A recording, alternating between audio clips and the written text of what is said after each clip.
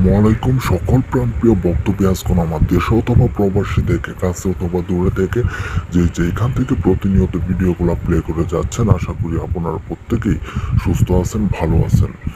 আমি গুরু আজহারি খাদেম আবার আপনাদের মাঝে একটি অত্যন্ত পাওয়ারফুল গুরুত্বপূর্ণ একটি তদবির নিয়ে হাজির হয়েছি।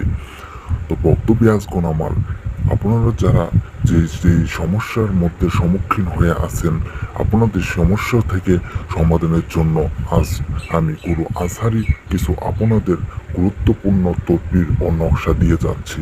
তো বক্তব্য আজকে আমার এই নকশাটি দ্বারা কিভাবে সে কাজটি করবেন সে নিয়মটি আপনাদেরকে আজ আমি বলে দিয়ে যাচ্ছি। তার আগে আমার এই চ্যানেলে যারা নতুন তারা অবশ্যই লাইক, কমেন্ট, শেয়ার করে যাবেন এবং সাবস্ক্রাইব করে পরবর্তী ভিডিও পাওয়ার জন্য এবং অন্যকে দেখার জন্য সুযোগ করে দিবেন। তো বক্তব্য আজকে আমার আজকের এই তদবিরটি হচ্ছে স্বামী স্ত্রীর মধ্যে অবিচ্ছেদ ভালোবাসা সৃষ্টির একটি তদবির। আমি আবারও বলছি, আজকের এই তদবিরটি হচ্ছে স্বামী স্ত্রীর মধ্যে অবিচ্ছেদ ভালোবাসা সৃষ্টির একটি তদবির।